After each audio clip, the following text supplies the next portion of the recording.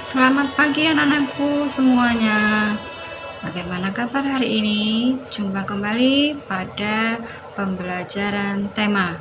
Kali ini kita sudah masuk pada pembelajaran tema 5, subtema 2, yakni usaha di sekitarku. Mari kita akan mulai pembelajarannya.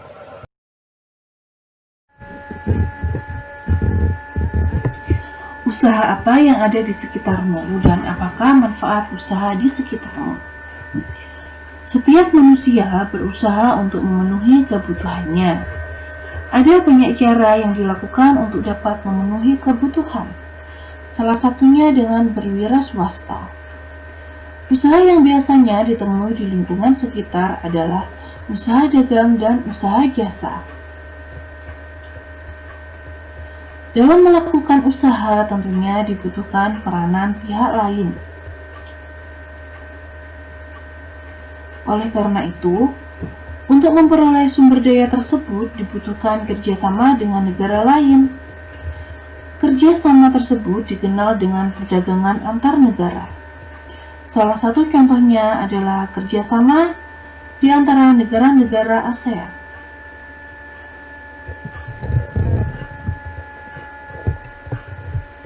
Ayo mengamati gambar ini.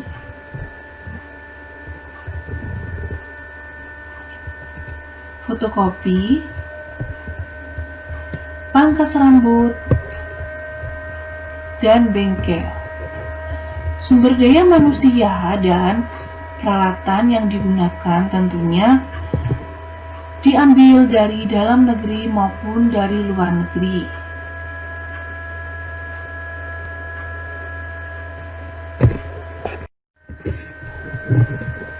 Amati gambar peta tersebut.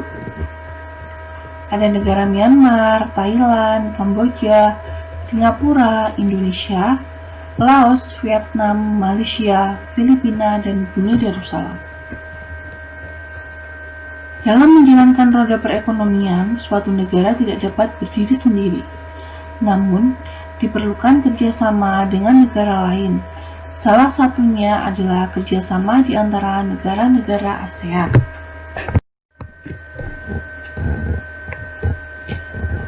Ada kerajinan batik dan kerajinan gerabah. Kerajinan batik dan gerabah Kasongan adalah dua contoh wirausaha yang telah mengekspor produk ke luar negeri, khususnya ke negara-negara ASEAN. Kegiatan ekonomi ekspor-impor. Kegiatan perdagangan antar negara dapat berupa ekspor dan impor. Anak-anak hebat, ada yang tahu kegiatan ekspor itu apa? Ekspor adalah kegiatan mengirim barang dagangan atau komoditas ke luar negeri. Orang yang melakukan kegiatan ekspor disebut dengan eksportir. Komoditas ekspor dari Indonesia antara lain karet, kerajinan ukir kayu, kerajinan batik, kerajinan gerabah, kopi, dan masih banyak sebagainya.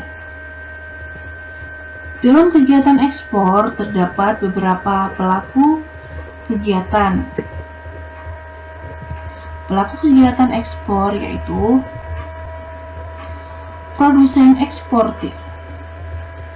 Produsen eksportir adalah perusahaan yang memproduksi barang-barang untuk diekspor.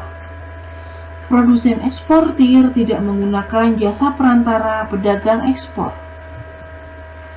Yang kedua, pedagang ekspor. Pedagang ekspor merupakan badan usaha yang diberi izin pemerintah untuk melakukan kegiatan ekspor. Pedagang ekspor tidak memproduksi sendiri barang yang diekspornya, tetapi menjual hasil produksi orang lain. Pedagang ekspor harus memiliki izin pemerintahan dalam bentuk surat pengakuan eksportir dan disertai dengan kartu angka pengenal ekspor. Yang ketiga yaitu wisma dagang. Wisma Dagang merupakan suatu perusahaan ekspor yang besar dan dapat mengekspor berbagai komoditas. Kegiatan impor. Anak-anak hebat pasti sudah tahu ya kegiatan impor itu seperti apa. Impor adalah kegiatan mendatangkan atau memasukkan barang dagangan atau komoditas dari luar negeri. Adapun barang-barang yang diimpor Indonesia seperti mesin fotokopi, mesin cuci rambut, dan suku cadang kendaraan bermotor. Orang yang melakukan kegiatan impor disebut dengan importir. Importir dapat dibedakan menjadi beberapa macam,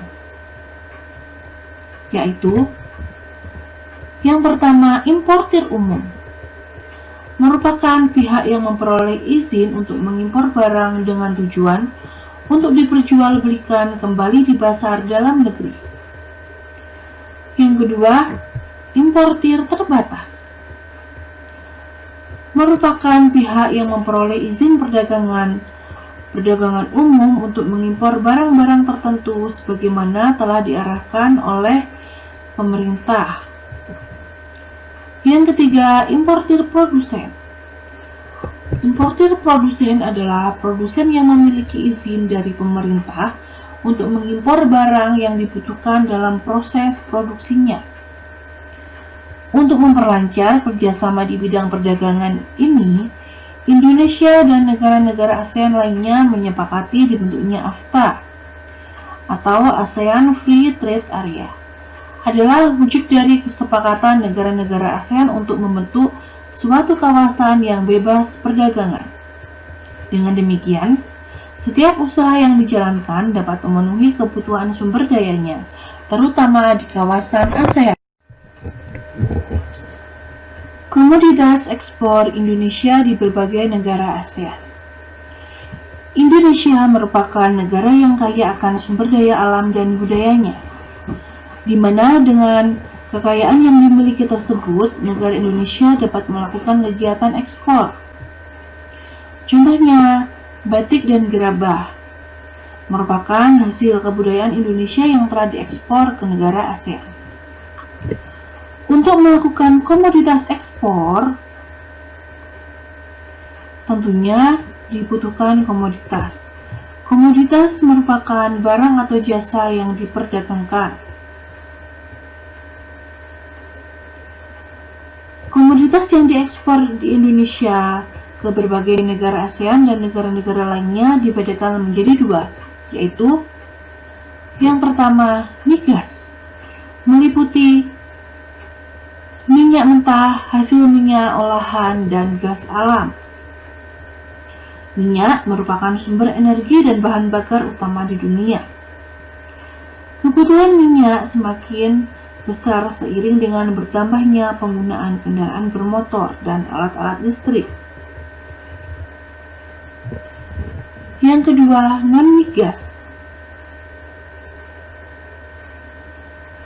Non-migas meliputi hasil pertanian, perikanan, pertambangan, industri, dan jasa.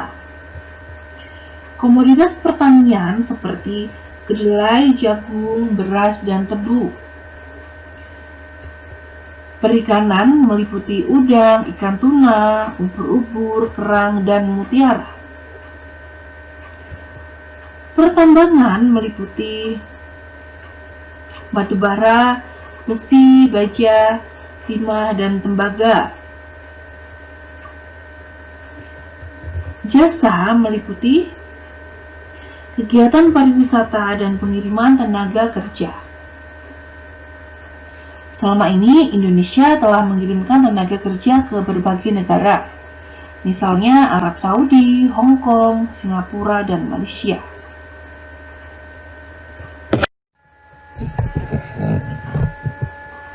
Manfaat keberagaman usaha dalam kehidupan. Indonesia adalah negara kepulauan yang terbentang dari Sabang sampai Merauke, di mana setiap wilayah memiliki kondisi yang berbeda-beda, sehingga memengaruhi keragaman usaha yang ada. Untuk mengatasi keragaman yang ada, bangsa Indonesia memiliki semboyan Bhinneka Tunggal Ika. Semboyan ini menggambarkan persatuan dan kesatuan bangsa Indonesia yang memiliki banyak keberagaman. Oleh karena itu, keberagaman ekonomi sangatlah bermanfaat dalam kehidupan sehari-hari. Manfaat keberagaman ekonomi bagi diri sendiri dan keluarga, yaitu dengan adanya keberagaman ekonomi, kebutuhan ekonomi dapat terpenuhi karena tidak semua kebutuhan dapat dicukupi sendiri, namun membutuhkan dari orang lain. Manfaat di lingkungan sekitar. Yang pertama, usaha yang maju dapat menolong masyarakat sekitar dengan dibukanya lapangan pekerjaan. Yang kedua, masyarakat dapat memenuhi kebutuhannya, baik barang ataupun jasa. Yang ketiga, menambah pendapatan.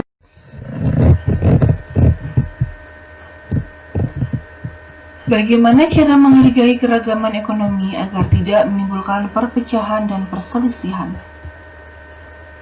Supaya keragaman usaha atau ekonomi tidak menimbulkan perpecahan di antara masyarakat, maka keragaman yang harus dihargai sehingga tetap menjadi masyarakat yang Bhinneka Tunggal Ika. Yang pertama yaitu tidak mencela dan merendahkan mata pencaharian orang lain. Yang kedua, menghormati orang yang sedang bekerja. Yang ketiga, menghargai setiap pekerjaan. Ayo kita mengenal poster sebagai bagian dari reklame. Keberagaman ekonomi seperti usaha kecil, gerabah, batik Nusantara, atau yang lainnya perlu terus dipromosikan agar dikenal lebih luas, baik oleh konsumen dalam negeri maupun mancanegara. Salah satunya melalui poster. Ada yang tahu poster itu apa? Poster adalah suatu karya seni yang mengandung komposisi huruf dan gambar yang dibuat di atas kertas yang berukuran besar dan biasanya ditempelkan di tempat yang ramai dan strategis. Tujuan poster yaitu untuk memberikan informasi, mengajak dan menghimbau banyak orang untuk melakukan sesuatu seperti apa yang digambarkan poster tersebut. Ciri-ciri poster. Yang pertama, karya seni yang memadukan antara unsur gambar dan kata-kata yang dibuat pada kertas berukuran besar. Mengandung unsur-unsur warna yang mencolok supaya menarik perhatian. Isi kalimat singkat, jelas, dan mudah dimengerti. Mengandung unsur gambar yang menarik. Dipasang di tempat yang strategis supaya diketahui banyak orang. Jenis-jenis poster. Ada poster niaga. Poster niaga berisi mengenai suatu produk yang ditawarkan kepada masyarakat. Poster niaga banyak digunakan oleh para produsen suatu produk untuk mengenalkan produknya kepada khalayak umum. Yang kedua, poster kegiatan. Poster kegiatan ini digunakan untuk memberikan informasi mengenai suatu acara atau kegiatan. Di dalam poster ini biasanya terpampang nama dari acara, lokasi, serta waktu dimulainya acara. Yang ketiga, poster pendidikan. Poster pendidikan berisi tentang hal-hal yang bertemakan pendidikan, seperti sosialisasi sebuah program serta ajakan untuk giat dalam belajar. Yang keempat, poster layanan masyarakat. Berisi mengenai sosialisasi tentang program baru yang dibuat oleh pemerintah kepada masyarakat.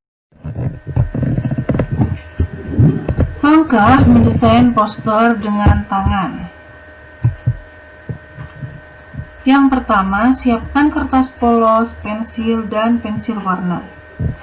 Merancang poster dengan tangan bisa sangat menyenangkan. Kalian akan mengetahui beberapa hal yang akan membantu poster kalian tampak indah dan menarik. Yang kedua, pilih kertas polos sesuai keinginan. Ketika kalian merancang poster dengan tangan, kalian dapat menentukan ukuran kertas sesuai keinginan kalian. Yang ketiga, gambar garis mendatar atau gambar garis tipis. Kalian akan menulis judul poster kalian pada bagian ini. Yang keempat, buatlah judul. Buatlah judul pada bagian atas kertas. Kemudian tulislah huruf-huruf dengan pensil secara tipis. Kalian dapat menyesuaikan besar huruf dengan ukuran kertas. Yang kelima, buatlah catatan kaki. Gambar dan buat tulisan secara tipis pada bagian bawah kertas. Yang keenam, isi bagian tengah. Isi bagian tengah dengan gambar yang berkaitan dengan gagasan utama poster yang kalian buat. Misalnya, untuk poster pameran seni, kalian akan membuat gambar yang berkaitan dengan pameran tersebut. Langkah yang ketujuh, warnailah poster kalian. Setelah poster yang kalian rancang selesai, kalian harus mewarnai poster kalian dengan menggunakan spidol, pensil warna, atau krayon. Yang kedelapan, lakukan eksperimen. Silakan bereksperimen sesuai kreativitas kalian semua. Nah, kalian baru saja mengetahui langkah-langkah membuat poster atau mendesain dengan tangan. Sekarang, kalian akan mempelajari bagaimana merancang kemasan produk yang menarik. Keberagaman ekonomi menyebabkan adanya berbagai profesi yang muncul di Indonesia, bahkan di dunia. Salah satu wujud keberagaman ekonomi adalah munculnya wirausaha yang menghasilkan berbagai produk kreatif. Produk yang dihasilkan harus memiliki ciri khas sehingga dapat bersaing di pasar, terutama pasar internasional, sehingga dapat mengenalkan Indonesia kepada luar negeri. Salah satu ciri khas produk ada pada kemasannya. Kemasan pada produk.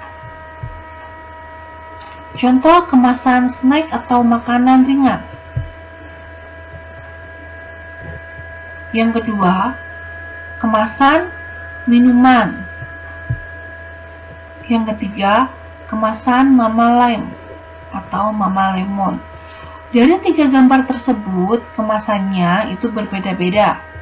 Yang pertama ada yang dari plastik, yang kedua ada yang dari kardus, dan yang ketiga itu ada yang dari botol. Kemasan pada produk. Kemasan adalah desain kreatif yang mengaitkan bentuk, struktur, material, warna, dan desain dengan informasi produk agar produk dapat dipakai. Fungsi kemasan. Selama berabad-abad, fungsi sebuah kemasan hanya sebatas untuk melindungi barang atau mempermudah barang untuk dibawa. Seiring dengan perkembangan zaman, barulah terjadi penambahan nilai-nilai fungsional. Peranan kemasan dalam pemasaran mulai diakui sebagai satu kekuatan utama dalam persaingan besar. Yang pertama, sebagai identitas produk. Dalam hal ini, kemasan dapat digunakan sebagai alat komunikasi dan pengirim informasi kepada konsumen melalui label yang terdapat pada bagian luar kemasan. Yang kedua, meningkatkan efisiensi. Maksud dari fungsi kemasan dapat meningkatkan efisiensi, yaitu memudahkan penghitungan, memudahkan pengiriman, dan memudahkan penyimpanan. Yang ketiga, melindungi dan mengawetkan produk. Contohnya, melindungi dari sinyal ultraviolet, panas, kelembapan udara, oksigen, benturan, serta kontaminasi dari kotoran dan mikroba yang dapat merusak dan menurunkan mutu produk. Yang keempat, sebagai media komunikasi suatu citra tertentu. Contohnya, pada produk-produk makanan.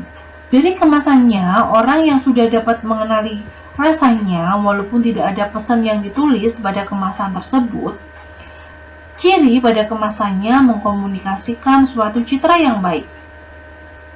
Nah, dalam keberagaman ekonomi yang ada di sekitar kita, membuat kemasan yang menarik dan aman untuk konsumen merupakan tanggung jawab dari suatu wirausaha. Nah, ternyata dari produk-produk kemasan tadi ada yang terbuat dari plastik, ada yang terbuat dari kertas, ada yang terbuat dari botol plastik atau kaleng. Di sini kita akan membahas tentang jenis-jenis magnet.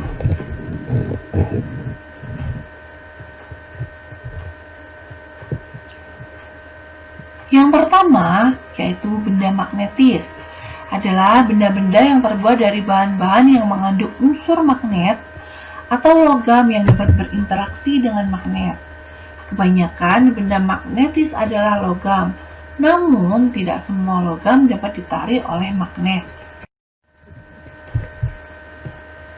Contoh benda-benda magnetis yaitu paku, aluminium, peniti, dan galvalum atau seng.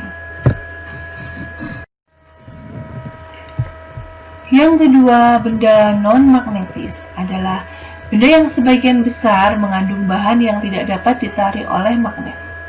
Bahan non-magnetis tidak dapat ditarik atau ditolak oleh magnet. Kebanyakan bahan ini adalah bahan non-logam. Contoh benda-benda non-magnetis: plastik,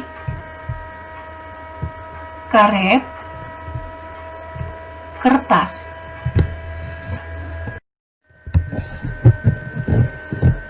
Manfaat magnetis dalam kehidupan. Dalam kehidupan sehari-hari ada berbagai peralatan yang menggunakan magnet dalam proses kerjanya.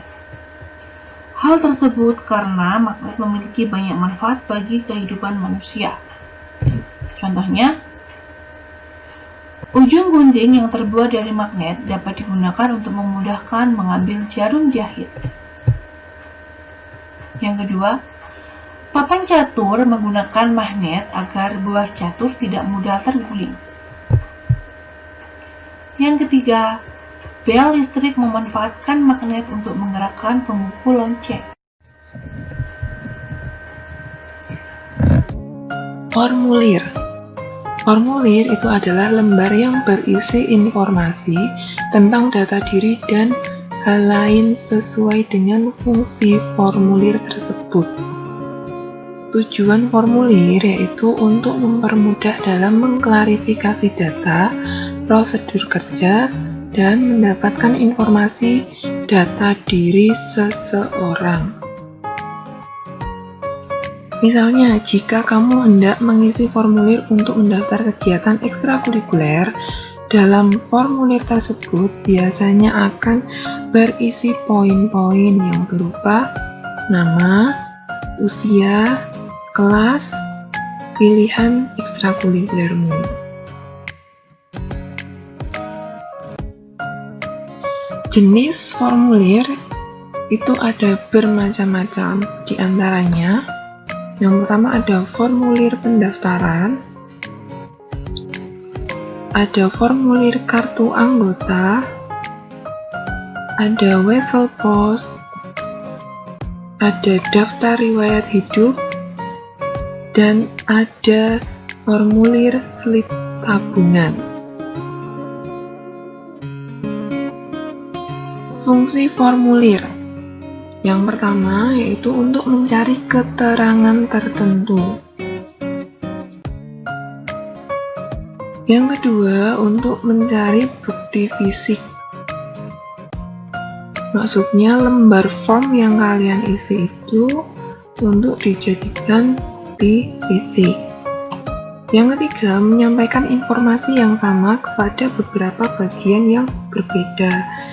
Maksudnya adalah ketika kamu mengisi formulir pendaftaran atau slip tabungan, itu adalah bagian yang berbeda, namun kalian mengisikan informasi yang sama, yaitu data diri atau identitas diri kalian sendiri.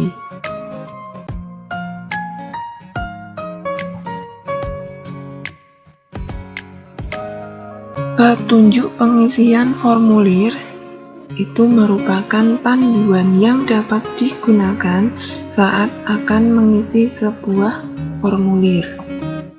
Dengan adanya petunjuk pengisian ini, diharapkan saat akan mengisi data yang dibutuhkan tidak terjadi kesalahan. Petunjuk pengisian ini tentunya harus dipahami terlebih dahulu ketika akan mengisi sebuah formulir. Pada saat pengisian formulir, sebaiknya memperhatikan petunjuk pengisian dengan baik, karena dalam formulir tersebut biasanya ada bagian-bagian yang akan diisi oleh petugas. Nah, ini adalah contoh formulir pendaftaran. Formulir pendaftaran itu adalah alat atau benda yang digunakan untuk mendaftarkan diri di sebuah organisasi atau sekolah. Fungsinya yaitu untuk menuliskan identitas diri dan mendaftarkan diri sesuai dengan tujuan formulir tersebut. Jadi itu dalam contoh ada formulir pendaftaran lomba cerdas cermat ASEAN. Dan ini ada petunjuk pengisian formulir lomba cerdas cermat ASEAN. Yang pertama, isilah formulir identitas diri menggunakan huruf kapital. Jadi diisi menggunakan huruf kapital. Yang kedua, tulislah alamat rumah secara lengkap dengan mencantumkan kode pos. Yang ketiga, tulislah alamat sekolah secara lengkap. Yang keempat, tulislah nomor telepon sekolah dan nomor kartu pelajar.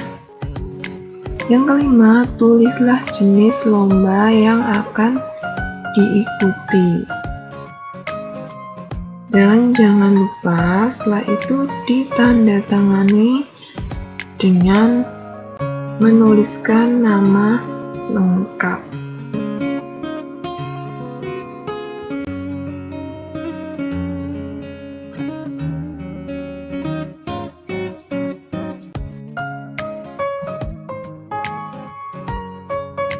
Selanjutnya ada formulir kartu anggota.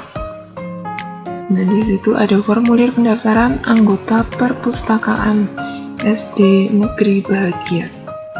Kartu anggota itu adalah kartu tanda bahwa kita telah terdaftar sebagai anggota suatu perkumpulan atau organisasi. Fungsinya yaitu untuk tanda pengenal bahwa kita adalah anggota. Jadi sama seperti formulir-formulir yang lain, tentunya juga mengisikan identitas diri. Seperti identitas pada umumnya nama, tempat tanggal lahir, agama, kelas. NIS itu adalah nomor induk sekolah. Kemudian mengisikan alamat rumah. Dan jangan lupa untuk mengisikan tanggal pengisian formulir dan tanda tangan calon anggota.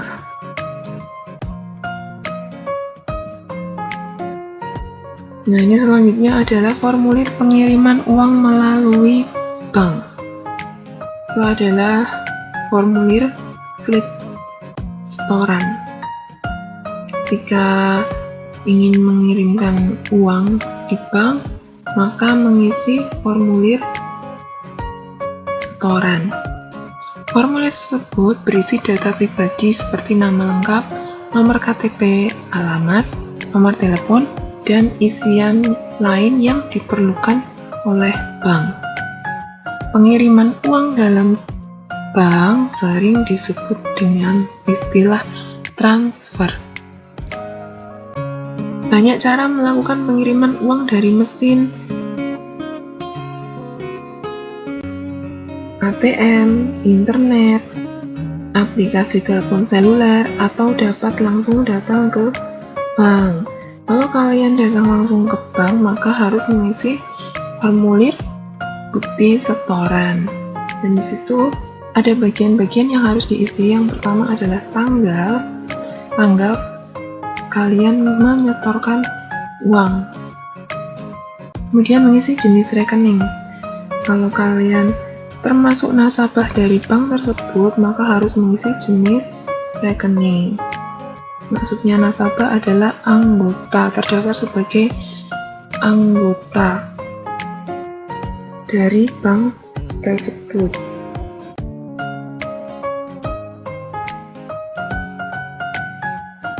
Kemudian yang ketiga, mengisi data orang yang akan disetorkan uangnya.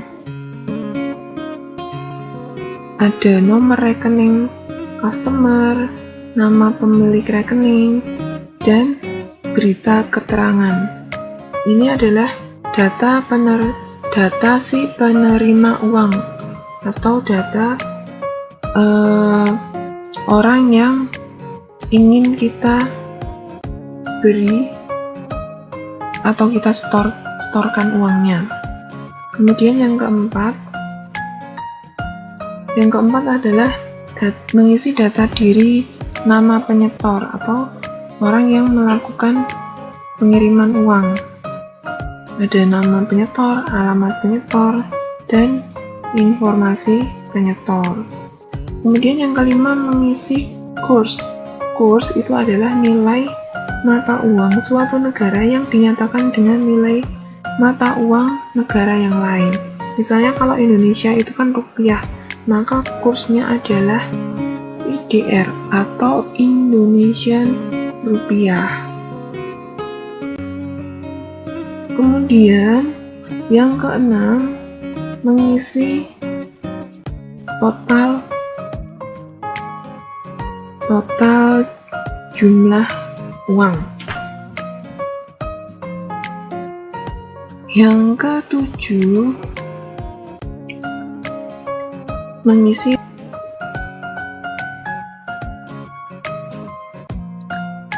terbilang. Terbilang ini adalah penulisan jumlah uang menggunakan kalimat. Jadi mengisi sejumlah uang yang akan disetorkan dalam bentuk kalimat. Yang kedelapan adalah tanda tangan. Nah, ini adalah contoh yang bawah adalah cara penulisannya. Isi tanggal, kemudian identitas penerima uang, kemudian identitas penyetor, kemudian mengisi jenis mata uangnya rupiah, pembayarannya secara tunai. Tunai itu maksudnya cash ya. Kursnya IDR, Indonesian Rupiah, kemudian jumlah uang yang akan ditransfer itu sebanyak 10.925.000.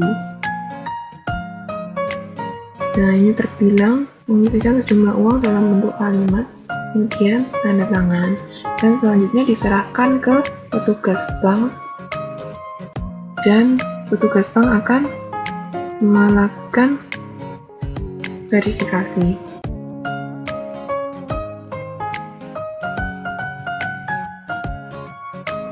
Selanjutnya, formulir pengiriman uang melalui kantor pos. Wesel itu adalah surat yang digunakan untuk mengirimkan uang melalui kantor pos. Kartu Wesel dapat dibeli di kantor pos. Isilah formulir pengiriman uang tersebut sesuai data yang diminta. Data yang diminta antara lain nama pengirim, alamat pengirim, nama penerima, alamat lengkap penerima, nomor kartu identitas penerima, dan jumlah nominal uang yang akan kalian kirim.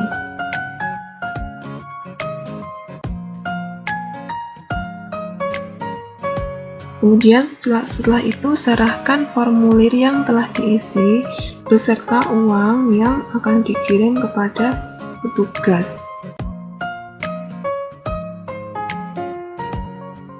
Nah, ini adalah contoh pengisian formulir pengiriman uang melalui kantor pos. Makna Wesel Pos tersebut yaitu Wesel Pos tersebut menjelaskan bahwa Abdullah Malik beralamat di Jalan Camar 3 Blok 45 nomor 17 Jakarta 14.140. Ia mengirimkan uang melalui Wesel kepada Sumarni Dewi yang tinggal di Desa Kuser RT 007/001 Tulungagung, Jawa Timur sebesar 500.000. Nah, ini ada nama identitas penerima uang. Yang bawah adalah identitas si pengirim. Kemudian jangan lupa ditandatangani, dan yang di bagian sebelah kanan ini jangan menulis di bagian ini, karena ini nanti diisi oleh petugas. Gitu. Selanjutnya formulir daftar riwayat hidup. Daftar riwayat hidup atau biasa disebut CV atau kurikulum vitae adalah catatan atau sebuah dokumen yang menggambarkan diri pribadi secara singkat, pendidikan, serta mengenai pengalaman seseorang dan kualifikasi lainnya. Tujuan daftar riwayat hidup dibuat yaitu untuk melamar sebuah pekerjaan, mendaftar beasiswa, seminar, atau lomba-lomba. Nah, setiap orang itu memiliki riwayat hidup masing-masing. Riwayat hidupmu pasti berbeda dengan riwayat adikmu, kakakmu, bahkan orang tuamu. Kamu dapat menulis daftar riwayat hidup dalam bentuk singkat maupun dalam bentuk narasi atau cerita. Untuk membuat daftar riwayat hidup diperlukan data diri, pengalaman, keterampilan, prestasi yang pernah diraih, serta informasi penting lainnya yang perlu diketahui oleh orang lain. Nah, dalam daftar riwayat hidup itu ada beberapa hal yang harus diisi. Yang pertama, data pribadi. Data pribadi ini berisi nama lengkap, alamat lengkap, kode pos, nomor telepon, jenis kelamin, tempat dan tanggal kelahiran, kewarganegaraan, dan agama. Kemudian yang kedua, bidang yang diminati. Berisi tentang bidang-bidang yang diminati oleh si pembuat daftar riwayat hidup. Yang ketiga, pendidikan. Pendidikan ini berisi jenjang pendidikan yang sudah dimiliki oleh si pembuat daftar riwayat hidup. Yang keempat, ada ekstrakurikuler dan kursus. Berisi kegiatan ekstrakurikuler dan kursus yang pernah diikuti. Yang kelima, kecakapan. Itu berisi kecakapan yang dikuasai si pembuat daftar riwayat hidup. Nah, setelah ini kita akan cermati bagaimana cara pengisian daftar riwayat hidup. Nah, ini adalah contoh pengisian daftar riwayat hidup. Ada nama, alamat, kode pos, tempat tinggal, nomor telepon, jenis kelamin, tempat atau tanggal kelahiran, warga negara, dan agama. Bidang yang diminati, misalnya saya berminat dalam bidang olahraga. Riwayat pendidikan. 2000 sampai 2001 Taman Kanak-kanak. Dan pendidikan yang selanjutnya yang sudah kalian tempuh diisikan saja. Misal kalian sudah lulus SD, ya diisikan tahun berapa, dari tahun berapa sampai tahun berapa kalian menempuh jenjang SD, dan kemudian ke jenjang selanjutnya.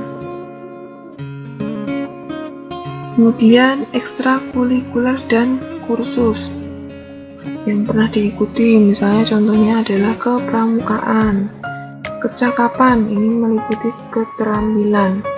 Contohnya terampil dalam menggunakan komputer, yaitu menggunakan Microsoft Word, Microsoft Excel, Microsoft PowerPoint, dan internet. Kemudian mengisikan kesimpulannya, saya menguasai dengan baik keterampilan menjalankan Microsoft Word, Microsoft Excel, Microsoft PowerPoint, dan internet. Demikian data riwayat hidup ini saya buat dengan sebenarnya, dan jangan lupa dihubungkan tanda tangan dan nama lengkap.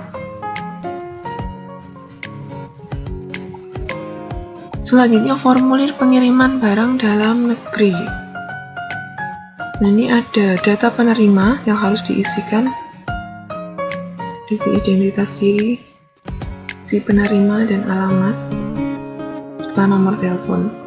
Petunjuknya, isilah data penerima dengan huruf kapital. Yang kedua, isilah nama awal penerima dengan jelas dan benar. Yang ketiga, isilah nama akhir penerima dengan jelas dan benar. Jadi misalnya namanya adalah Budi Santoso, maka nama awalnya di sini diisi Budi dan nama akhirnya diisi Santoso, seperti itu. Yang keempat, isilah alamat lengkap penerima, nama jalan, nomor rumah, RT dan RW, kelurahan dan kecamatan. Yang kelima, isilah kota atau kabupaten di mana penerima berdomisili. Berdomisili itu maksudnya tinggal. Yang keenam, isilah provinsi di mana penerima berdomisili. Nah, domisili ini adalah tempat kediaman yang sah dari seseorang tersebut. Yang ketujuh, isilah kode pos wilayah di mana penerima berdomisili. Yang kedelapan, isilah nomor telepon si penerima. Kemudian selanjutnya mengisikan data pengirim. Isilah nama pengirim dengan huruf kapital. Yang kedua, isilah nama awal pengirim dengan jelas dan benar. Yang ketiga, isilah nama akhir pengirim dengan jelas dan benar. Yang keempat, isilah alamat lengkap pengirim, nama jalan, nomor rumah, RT dan RW, kelurahan dan kecamatan. Yang kelima, isilah kota atau kabupaten di mana pengirim berdomisili. Yang keenam, isilah provinsi di mana pengirim berdomisili. Yang ketujuh, isilah kode pos wilayah di mana pengirim berdomisili. Yang kedelapan, isilah nomor telepon pengirim. Selanjutnya data lainnya. Yang pertama, tulis tempat dan tanggal pengiriman pada kolom bagian kiri bawah. Nah, ini diisi tempat pengiriman, misalnya pengirimannya dari Jogja, maka diisi Yogyakarta, tanggal berapa, misal tanggal 3 Januari 2018.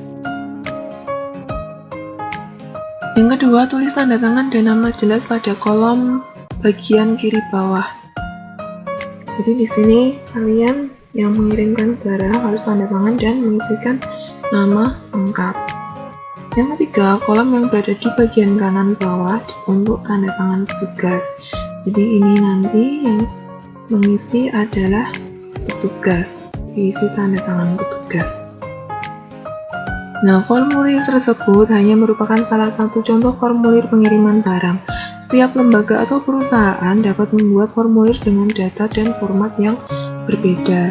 Jadi setiap lembaga jasa kirim itu punya formulir dengan format yang berbeda-beda.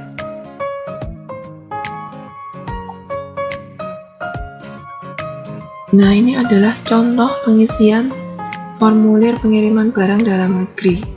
Ada data penerima yang berisikan identitas si penerima, nama, alamat lengkap dengan nomor telepon. Kemudian data pengirim juga sama, berisikan identitas si pengirim, nama, alamat lengkap, dan nomor telepon. Dan jangan lupa mengisikan tempat pengiriman, tempat dari mana barang itu dikirim, kemudian tanggal, dan tanda tangan serta menuliskan nama lengkap pengirim. Nah, anak-anak, untuk materi tema 5 bahasa Indonesia sudah selesai. Silakan dipahami dengan baik. Terima kasih yang sudah menyimak dan menyempatkan untuk menonton video ini. Semoga bermanfaat.